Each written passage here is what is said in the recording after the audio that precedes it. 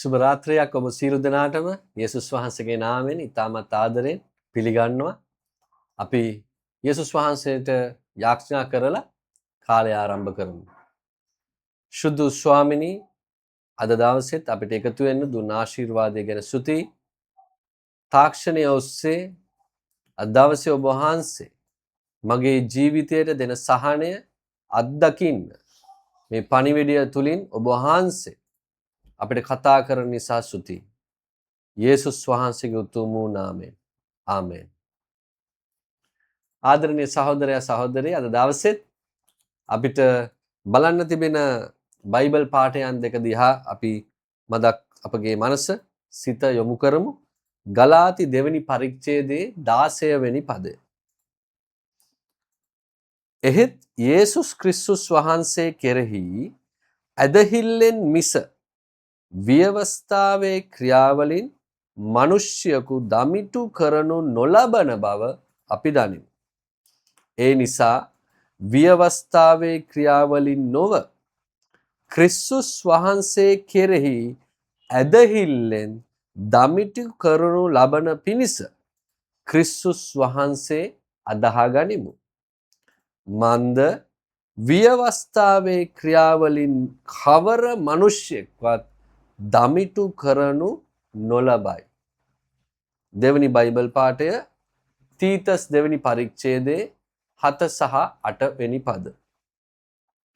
සියල්ලෙහිදී ඔබම යහපත් ක්‍රියාවන්හි ආදර්ශයක් වන්න. ඔබ උගන්වන විට අවංකව ප්‍රතිපත්ති ගරුකව සිටින්න. විරුද්ධවාදීන්ට අප ගැන කිසි නපුරක් කීමට ඉඩක් නොතබා ඔවුන් ලජ්ජාවට පත්වන පිණිස දෝෂාරෝපණයට ලක් කළ නොහැකි අයුරින් සාරවත් ගුරුකම් දෙන්න. ආදරණීය සහෝදරයා සහෝදරිය මේ ලෝකේ අපි ජීවත් වෙනකොට අපිට ජීවිතයට යම් බලාපොරොත්තුවක් යම් අර්ථයක් යම් අරමුණක් ජීවිතේට එකතු වෙන්න ඕනි. අද බොහෝ දෙනා ජීවත් වෙනවා. අද බොහෝ දෙනා හුස්ම ගන්නවා. අද බොහෝ දෙනා ඇස්සරලා ඉන්නවා. අද බොහෝ දෙනා වැඩ කරනවා. නමුත් මගේ සහෝදරයා සහෝදරිය අහන්න ඕනි ප්‍රශ්නය තමයි ඇත්තටම මම සතුටින්ද ඉන්නේ?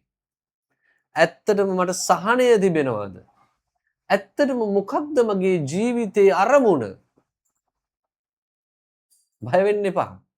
මේකට සවන් දෙන ඔබට ඒ ප්‍රශ්නයට අද දවසේ උත්තරය ලැබෙනවා. ඒ පණිවිඩය ඔබ අනිත් අයත් එක්කත් බෙදා ගන්න. අපි බැලුවා ගලාති දෙවෙනි පරිච්ඡේදයේ 16 වෙනි පදේ. අපි දන්නවා මේ ලෝකේ බොහෝ විට අපිට ප්‍රතිඵල ලැබෙන්නේ එහෙමත් නැත්නම් අපිව අගය කරනු ලබන්නේ අපි යමක් වැඩක් කරලා ඒකට යම් සාර්ථකත්වයක් ළඟා කරගත්තා. ඒතර මිනිස්සු අපිට ගොඩාක් අප්පුඩි ගහනවා. අපිට ගොඩාක් සැලකිලි ලැබෙනවා. හැබැයි ඒ වගේම ඔබයි මමයි දන්න කරුණක් තිබෙනවා. අයහපත් ක්‍රියාවන් වල යෙදුනා වූ අයට මොකක්ද ලැබෙන විසඳුම? මේ ලෝකයේ නීතිය අනුව රටක නීතියක් අනුව අයහපත් ක්‍රියාවල යෙදෙන අයට නීතිමය පියවර ගනු ලබනවා. ඒ වරද්දේ ප්‍රමාණය අනුව ස්වභාවය අනුව සමහරක් විට මරණ දණ්ඩනය පවා නැත්තම් ජීවිතාන්තය දක්වා සිරදඬුවම පවා ඔවුන්ට ලැබෙනවා. හැබැයි ඔබ අහලා ඇති හැමතිස්සෙම නෙමෙයි සමහරක් අයට සිරදඬුවම ලැබුණත් ජීවිතාන්තය දක්වා සිරදඬුවම ලැබුණත් මරණ දණ්ඩනය නියම වුණත් ඔවුන්ට යම් සමාවක් ලැබෙන බව ඔබ සමහරක් ප්‍රවෘත්ති වලින් කතා වලින් අහලා ඇති. සමහරක් අය ඒ සිරගෙවල් වලින් පවා නිදහස් වෙන. ඒ කියන්නේ හරි විදියට. අයහපත් විදියට හොර විදියටත් නිදහස් වෙන අය ඉන්නවා අධර්මිෂ්ඨ කමින්. නමුත් එහෙම නෙමෙයි මම කියන්නේ. ඒ වරද කරුවත් වරද ඉතාමත් දැඩි වුණත් ඒ වරදට ලැබෙන දඩුවම ඉතාමත් දැඩි වුණත් සමාවක් ලැබිලා ඔවුන් නැවත සමාජයට එකතු වෙන ඉතාමත් පුදුමාකාර මවිතයටපත් වෙන කතාවන් අපි අහලා ඇති. ඒ මේ ලෝකේ ස්වභාවය. එහෙනම් ඔබ හිතනවද අපි මේ අදහන දෙවියන් වහන්සේ පුදුමාකාර ලෙස අපිට ප්‍රේම කරන මේ දෙවියන් වහන්සේ ඊට වඩා උසස් ලෙස මිනිස්සෙක්ට සලකන්නේ නැද්ද කියලා? උන්වහන්සේගේ වචනය කියනවා මම ඔයාව පිළිගන්නේ ඔයා කරන හොඳ වැඩ නිසා නෙමෙයි. හොඳ වැඩ කරන ඕන තරම් අය. නරක සිතුවිලි වලින් හොඳ වැඩ කරන අයත් ඉන්නවා. සමහරක් අයගේ චේතනාව සිතුවිල්ල වැරදි. නමුත් ඔවුන් ඒක එළියට ගේන්නේ හරි නිකන් යහපත් අම්මෝ පුදුම සාන්තුවරයෙක් වගේ. ඉතින් යේසුස් වහන්සේගේ වචනේ කියනවා නෑ ඔයා කරන වැඩේ ඔයාගේ ක්‍රියාව නෙමෙයි මට අවශ්‍ය වෙන්නේ. මම කෙරෙහි යේසුස් වහන්සේ කෙරෙහි තිබෙන ඒ ඇදහිල්ල, ඒ විශ්වාසය, ඒ බලාපොරොත්තුව මට යේසුස් වහන්සේ අනිවාර්යෙන් උත්තර දෙන බව ඒ තිබෙනා වූ දැඩි විශ්වාසය මත. ඒ විශ්වාසය පමණක් ඔබට ඇති ඔබගේ ජීවිතය යහමඟට ගන්න, ඔබගේ ජීවිතයට පුදුමාකාර සහනයක් එකතු කරගන්න, ඔබගේ ප්‍රශ්නයට අවශ්‍ය කරන විසඳුම ලබා ගන්න අවශ්‍ය වෙන්නේ බොහෝ ක්‍රියාවන් නෙමෙයි, යාග පූජානන් නෙමෙයි, බොහෝ මුදල් දුන්නමත් නෙමෙයි. ඒවත් සියලුම දේවල් පුස් දේවල්. ඒවා නෙමෙයි යේසුස් වහන්සේ කතා කරන්නේ. ඔබ මාව අදහනවා නම් මම ඔබට උත්තර දෙනවා. යේසුස් වහන්සේ එච්චරට සරලයි. එච්චර ඔබව හෙම්බත් කරන්නේ ඔබගේ ප්‍රශ්නය තියෙන මිනිස්සයව තවත් හෙම්බත් කරන තවත් එක් දෙවි කෙනෙක් නෙමෙයි යේසුස් වහන්සේ කියන්නේ. හෙම්බත් වෙලා පීඩන වෙල මිරිකිලා හෙට දවස ගැන හිතා ගන්න බෑ. දැන් මේ වෙනකොට මිනිස්සු මේ ලෝකේ පවතින යම් යුද්ධයක් ගැන ප්‍රකාශ කරනවා. මිනිස්සු බය වෙලා තෙල් නැහැ කියනවා, ගෑස් නැහැ කියනවා, අරක කියනවා, මේ කියනවා. මෙවැනි වියවුල් සහගත තැනක ඉන්න මිනිස්යාට තියෙන සහනය යේසුස් ක්‍රිස්තුස් වහන්සේ. හැබැයි මගේ ආදරණීය සහෝදරයා සහෝදරිය, මේ යේසුස් වහන්සේව අදහන්න, මේ යේසුස් වහන්සේත් එක්ක ගමන් කරනකොට අපගේ ජීවිතය වෙනස් කරගන්නම වෙනවා. ඒකට ගොඩාක් දේවල් කරන්න යන්න ඕනේ නැහැ. අතන මෙතන යන්න ඕනේ නැහැ. ඒ වෙනස ඇති වෙන්නේ ඔබ තුලින්මයි. මගේ චරිතය පරණ චරිතය වගේ නෙමෙයි. දැන් වෙනස් චරිතයක්. මගේ සිතුවිලි හරි උසස් සිතුවිලි. මගේ ක්‍රියාවන් හරි ගුණාත්මක ක්‍රියාවන්. මම කරන දේවල් ඉතාමත් උසස් මට්ටමින් කරන්න උත්සාහ දරන මිනිසෙක් බවට මගේ ජීවිතය පරිවර්තනය වෙනවා. ඔබ යේසුස් වහන්සේව පිළි අරගෙන උන්වහන්සේ කෙරෙහි අදහාගෙන ඒ විශ්වාසවන්ත ගමන යනකොට. මොකද මගේ සහෝදරයා සහෝදරිය, අද ගොඩාක් රැවටිලි කරන මිනිස්සු ඉන්නවා. අද ගොඩාක් මිනිස්සු ඒ රැවටිලි කාරයන් පස්සේ ගිහිල්ලා සමහරම්සුම තමුගේ මුළු ජීවිතේම නැති කරගන්න තැනකට, තමුගේ මුළු සේසතම නැති කරගන්න තැනකට, තමුගේ මුළු පෞල් ජීවිතේම අවුල් කරගන්න තැනකට පත් වෙලා තිබෙනවා. බොරුකාරයෝ පස්සේ ගිහිල්ලා අරක දෙන්නම් මේක දෙන්නම්, අරක පොරොන්දු වෙනවා මේක පොරොන්දු වෙනවා. නමුත් යේසුස් වහන්සේ කියනවා ඔබ මාව විශ්වාස කරන්න. මම ඔබට සහනය දෙනවා. මං ඔබව දමිටු කරනු ලබනවා. අපේ ජීවිතවල තියෙනවානේ තරහ යනවා, බොරු කියනවා, වැරදි සිතිවිලි එනවා. සමහරකට අනිත් කෙනා දිහා බලලා අපිට සතුටු වෙන්න බෑ, පොඩි ඊර්ෂියාවක් ඇති වෙනවා. නැත්තම් කලකිරීමක් ඇති වෙනවා. නැත්තම් බයක් ඇති වෙනවා. මේ සියලු දේටම විසඳුම ඔබ තුල තිබෙනවා.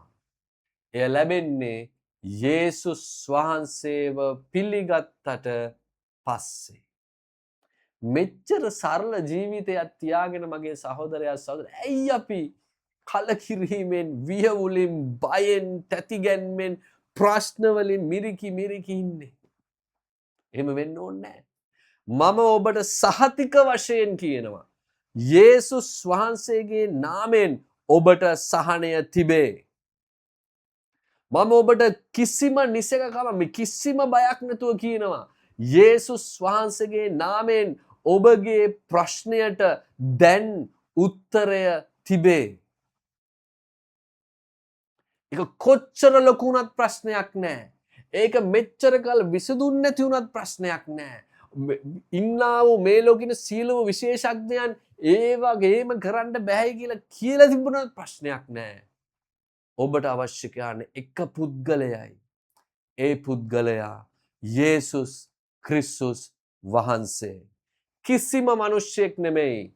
ඒ උතුම් වූ මා වෙනුවෙන් ඔබ වෙනුවෙන් මුළු ලෝකයා වෙනුවෙන් කුරුසියක ඒ නින්දිත වේදනාව ලැබුවා වූ ඒ පූජාව කළා වූ නමුත් නැවත උන්වහන්සේ ඔබයි මමයි වෙනුවෙන් සදාකාල ජීවනය දෙන පිණිස ඒ සදාකාල ප්‍රීතිය දෙන පිණිස නැවත උත්ථාන වුණා වූ අපිත් එක්ක ජීවත් වෙන්නා වූ අප තුල ජීවත් වෙන්නා වූ අපි යන හැම තැනකම අපිත් එක්ක ගමන් කරන්න පුළුවන් වුණා වූ ඒ ඔබ ආදරය කරන ඔබට ආදරය කරන යේසුස් ක්‍රිස්තුස් වහන්සේ. ඉතින් මගේ සහෝදරයා සහෝදරිය මෙච්චර ආශිර්වාදයක් තියාගෙන මේ සියල්ලම නොමිලේ. කිසිම වියදමක් කිසිම රස්තියාදුවක් කිසිම පොලිමක ඉන්න අවශ්‍ය නැහැ. දැන් ඔබට කියන්න විතරයි තියෙන්නේ යේසුනි මම ඔබව විශ්වාස කරනවා. මට මේ ප්‍රශ්නය තිබෙනවා. මට උත්තර දුන මැනව. මේ වදන් පේලිය කියන්න ඔබට කිසිම ප්‍රශ්නයක් නැහැ. ඔබට සිතින් කියන්න පුළුවන්. ඔබට මුවින් කියන්න පුළුවන්. ඔබට තනියෙන් කාමරේ ඉඳගෙන කඳුලෙන් වේදනාවෙන් කියන්න පුළුවන්. ඔබට ප්‍රීතියෙන් කියන්න පුළුවන්. කියන්න මගේ සහෝදරයා සහෝදරිය. යේසුනි මම ඔබට ආදරේ. මට උදව් කරන්න. ඒ ඔබගේ නිහතමානී අහිංසක ඉල්ලීම දැන් යේසුස් වහන්සේ ඔබට නිදහස් කරනවා. හලෙලූයා. මගේ ආදරණීය සහෝදරයා සහෝදරිය අපි යමු ලස්සන ගමනක්. අපගේ චරිතය හදාගෙන අපගේ වැරදි හදාගෙන යේසුස් වහන්සේ තුල යැපිලා යේසුස් වහන්සේ කෙරෙහි විශ්වාස කරගෙන අපි පුදුමාකාර ප්‍රීතිමත් පුදුමාකාර ජයග්‍රාහී පුදුමාකාර අර්ථයක් තිබෙන සැබවින්ම ජීවනය ලබන ජීවත් වෙන්න පුළුවන් ජීවිතයක් ගත කරන්න දැන් අපි තීරණයක් ගමු. ඒ සැබෑ අර්ථවත් ජීවිතය දෙන්න පුළුවන් යේසුස් වහන්සේ දැන් ඔබට කතා කරන සේක. මම ඔබත් එක්ක කෙටි යාඥාවක් කරන්නම්. ඔබගේ ජීවිතයට යේසුස් වහන්සේගේ සහනය ළඟා කරගන්න පුළුවන් වන පිරිස. එම නිසා අපි මේ වෙලාවේ අපි මදක් යේසුස් වහන්සේ ඔබ දන්නවා වෙන්න පුළුවන් යේසුස් වහන්සේව. ඔබ නොදන්නවා වෙන්නත් පුළුවන්. නමුත් අපි එකට එකතු වෙලා කියමු යේසුනි මට උපකාර අවශ්‍යයි කියලා. අපි යාඥා කරමු. ආදරණීය යේසුස් වහන්සේ ස්වාමිනී ඔබ වහන්සේ මට සහනය දෙන විශ්වාසවන්ත දෙවි කෙනෙක් බව මම අදහනවා. මට මේ වෙලාවේ උපකාර කරන්න ආදරණීය යේසුනි.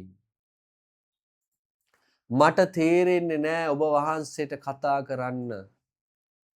නමුත් මම යේසුස් වහන්සේ ඔබ වහන්සේගේ නාමයෙන් ඉල්ලනවා.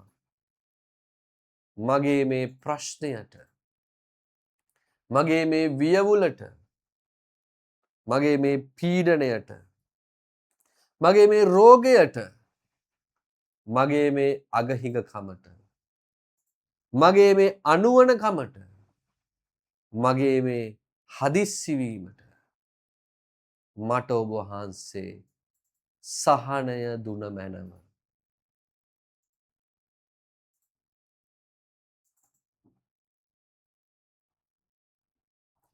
යේසුස් වහන්සේගේ නාමයෙන් ආමෙන්.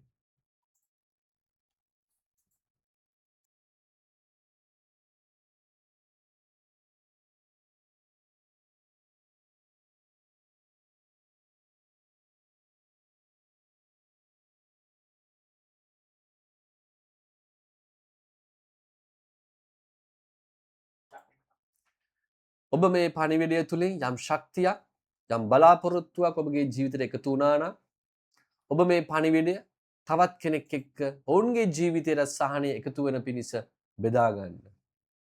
අපි නැවතත් හමු වෙන්න බලාපොරොත්තු වෙයි. ඔබට සියලුම දේව ආශිර්වාදයේ පතන අතර ඔබට සුබ රාත්‍රියක්.